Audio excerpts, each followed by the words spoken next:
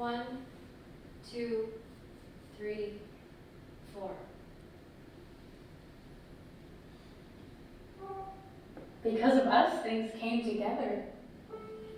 Everything was possible.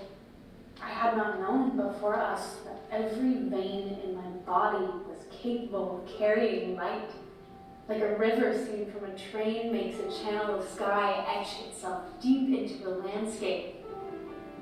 I had not really known I could be so much more than myself. I had not known another body could do this to mine. Now I'd become a walking fuse, like in that poem about the flower and the force, and the green fuse the force drives through it.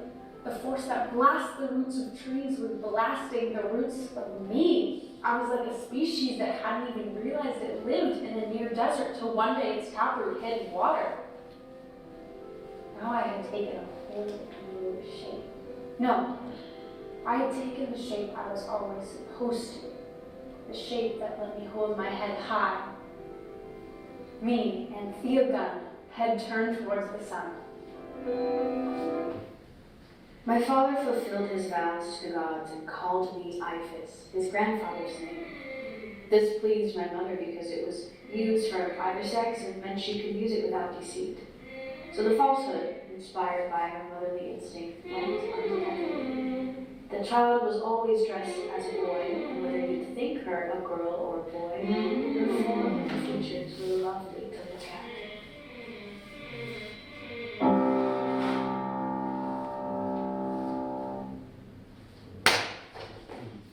If my life was a story, it'd start like this.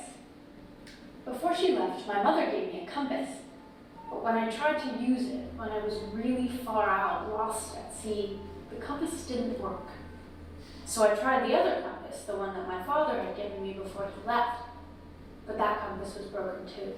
So you looked out across the deep waters, and you decided by yourself and with the help of a clear night and some stars, which way was north, and which way was south, and which way was east, and which was west. Yes? Yes. Then I said it again. Yes. Now, do you want to know mine? 13 years had gone by when Iphis' father arranged a marriage between his son and a fair-haired girl called Ianthe. This girl was famed for her beautiful looks, a dowry indeed among the natives, equal in age as well as in beauty. The two young children received their earliest lessons in school from the self-same teachers, hence their falling in love with each other. Their innocent hearts were aglow with a similar fire, but their expectations were different. Ianthe looked forward with joy to the wedding night they'd agreed on, and thought that the lover she took for a man was her man-to-be. But Iphis loved without hope of ever enjoying her love, which made her passion the stronger, a girl in love with a girl. Now, do you want to know mine? I do. It begins one day when I come down a ladder, off an interventionist act of art protest, and turn around and see the most beautiful person I've ever seen. From that moment on, I'm home. It's as if I've been struggling upstream, going against the grain until that moment. Then we get married, me and the person, and we live together happily ever after, which is impossible, both in story and in life, actually. But we get to. And that's the message, that's it, that's all.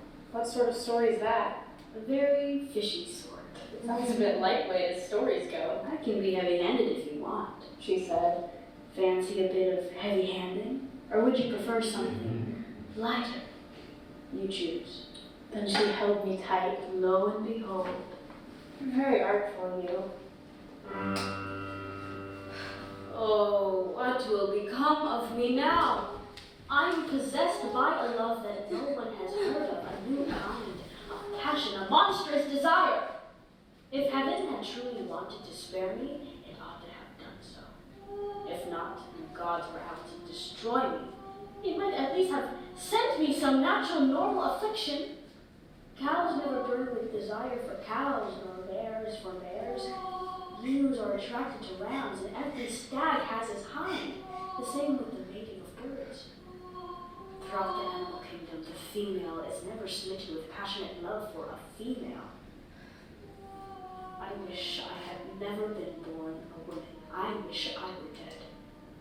Even if all the skill in the world could be mustered here, what on earth could I do? Could God use his arts to transform a girl like me to a boy? Iphis, you must be brave now and take control of your gnashing. Shake off this reckless and foolish passion. Remember what sex you belong to, unless you can cheat yourself of your own ruse. Oh, actually, the telling of it went much more like this. A long time ago, on the island of Crete, I've been there. We went there. We had a holiday there when we were kids. We spent a lot of it at the hospital in Heraclion, actually, because our dad went to hire a motorbike to impress this woman in a motorbike hire shop. And before he'd hire one, he rode it a few yards around the corner to get a feel for it, and fell off it and scraped his skin off half the side of his body. long before motors, long before bikes, long before you, long before me, back before the great tsunami that flattened most of northern Crete and drowned most of the Minoan cities, there was this woman who was pregnant. Her husband came to her and he said, "Listen, I'm really praying for two things. First, that this baby gives you no pain in birth." She acted correctly for her time and thanked him for even considering so graciously from his man's world where women didn't really count that there'd be any pain at all involved for her. "And what's the other thing you're praying for?" she asked. When she said this, the man, who was a good man, looked very sad. The woman was immediately suspicious. Her husband said, "Look, you know what I'm going to say. The thing is, when you give birth, if you have a boy, that'll be fine. We can keep it, of course, and that's what I'm praying for." The woman said, And if you have a girl, we can't," he said. "We'll have to put it to death if it's a girl. A girl's a burden. You know it is. I can't afford a girl. You know I can't. A girl's no use to me. So that's that. I'm so sorry to have to say this. I wish it wasn't so. I don't want to do this, but it's the way of the world." So the woman went off to do some praying of her own. And as she knelt down in the temple and prayed to the nothing that was there, the goddess Isis appeared right in front of her. So Isis thanked the woman for the constant faith she had in things and told her not to worry. "Just give birth as per usual and bring up the child," she said. As per usual. A goddess used the phrase as per usual. Gods can be down to earth when they want, she said. The woman was very happy. She went and stood under the night sky and held her arms out open to the stars. And the time came for the baby to be born.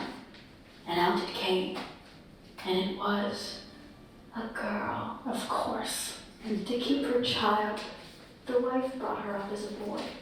Lucky for Isis, she looked rather good as a boy, though she had looked very handsome as a girl. She was certainly every bit as handsome as her friend Ianthe, the beautiful, fair-haired daughter of one of the finest families on the island. I think I see where this is going. Aim to achieve what is right, and love as a woman is bound to. Love cannot be born, it cannot be nourished without some hope. But your situation is hopeless. You're not kept off from your lover's embraces by guards, the watchful eye of a jealous spouse, or a troublesome father. She doesn't herself reject your advances. But still, you can never come to possess her. Whatever may happen for all the efforts of gods or of men, you cannot be happy. So far, to be sure, not one of my prayers has been refused. The gods have been kind and have granted me all that they possibly could. My wishes are backed by my father, Ianthe herself, and Ianthe's father. It's nature alone, more powerful than all, who opposes the match and is out to destroy me. Look, the day that I long for, my wedding day, is approaching. Ianthe will soon be my wife, but not to be my own. Surrounded by water, will die of thirst. Oh, Juno, goddess of marriage, why are you gracing a wedding between two brides?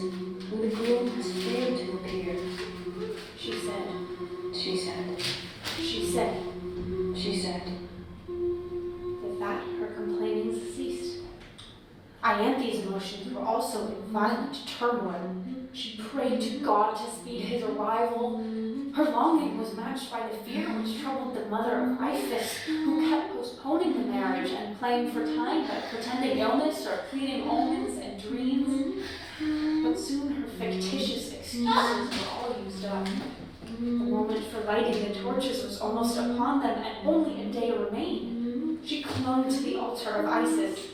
O goddess who haunts the ports, the lakes, and the lighthouses, who dwells on the Nile which divides itself into 7 branches, She said. help us, we pray you. The altar of Isis stirred, apparently moved by the goddess. The doors of the temple trembled, the moon-like horns of the statue shimmered with light, and the sound was heard of the rattling timbrel. Still anxious, but heartened at least by such a propitious omen, the mother then left the temple, and Iphis followed behind her. With longer strides than she normally took, her girlish complexion had lost its whiteness, her limbs grew stronger, and her features sharpened. Her boundless hair seemed cut to a shorter length. She felt a new vigor. She never enjoyed as the funeral she'd been until a moment before. He said. That female was now transformed to a male. Dawn broke on the following day, and the world was flooded with sunshine. Venus, Juno, and Isis assembled close to the nuptial torches, and Iphis, the boy then, won his beloved Ianthe. Girl meets boy, I said, in so many more ways than one. Old story, Robin said. I'm glad it worked out. good old story. Robin said. Now what shall we do? Bed, I said. And off we went, back to bed.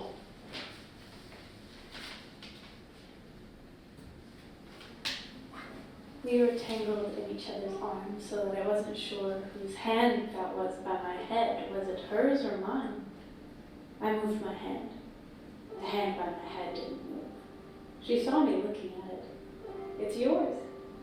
I mean, it's on the end of my arm, but it's yours. So's the arm. So's the shoulder. So's everything else it's connected to.